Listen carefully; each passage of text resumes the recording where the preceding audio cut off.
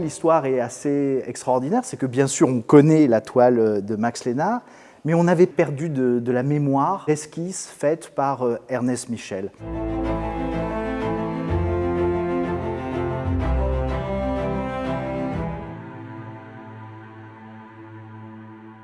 Ernest Michel est né à Montpellier et a été l'élève à l'École des Beaux-Arts de Paris d'Alexandre Cabanel, son compatriote. En 1860, il remporte le Grand Prix de Rome, qui est le prix le plus prestigieux du monde artistique français à l'époque. Et il débute une carrière artistique à Paris, et puis il décide, pour des raisons de santé, de revenir à Montpellier, où il va devenir professeur à l'École des Beaux-Arts, puis directeur de l'École des Beaux-Arts, et même ensuite conservateur du musée Fabre de Montpellier de 1871 à 1902, à sa mort donc en 1902. C'est donc une figure essentielle, prééminente du monde artistique montpelliérain de la fin du XIXe siècle, et à ce titre, il va recevoir un grand nombre de commandes publiques de la ville de Montpellier, la plus célèbre étant l'Opéra-Comédie, où il va faire des toiles à la fois pour l'escalier et pour le grand foyer. Évidemment, il suscite un certain nombre de jalousies par toutes ces commandes qu'il reçoit, et notamment celle d'un plus jeune artiste, Max Lénard, qui fut son élève à l'École des Beaux-Arts de Montpellier, et qui est par ailleurs mon arrière-grand-père. Max Lénard dit « J'aimerais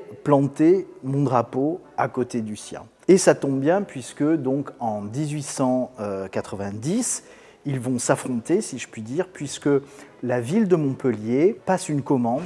Elle souhaite que soit réalisé un tableau pour le palais universitaire. Plus tard, cette toile sera déplacée au rectorat de Montpellier, sur un thème évidemment très officiel, qui est le salut par le président Sadi Carnot des étudiants étrangers sur la place royale du Pérou en mai 1890, à l'occasion des fêtes du 6e centenaire de l'université. Le titre est aussi long que le tableau qui en résultera, puisque c'est un tableau qui fait 3 mètres par 8, qui est un immense tableau. Et donc Ernest Michel et Max Lénard font tous les deux une esquisse pour prétendre à ce concours. Et l'esquisse de Max Lénard s'inspire de la reddition de Breda, peinte par Velázquez, qui est un des tableaux les plus célèbres qui est au Prado, et c'est lui qui gagne.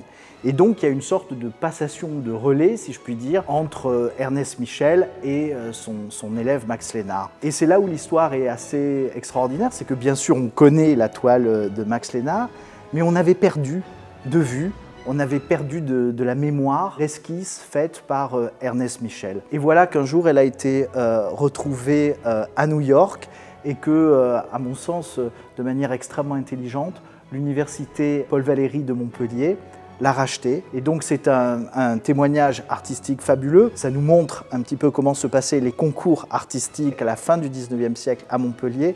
Mais c'est aussi, je trouve, quelque chose de très émouvant. C'est une œuvre qui revient, c'est une œuvre qui remonte à la surface, qu'on redécouvre. Et c'est aussi l'une des dernières expressions du crépuscule d'un de nos grands peintres, Ernest Michel.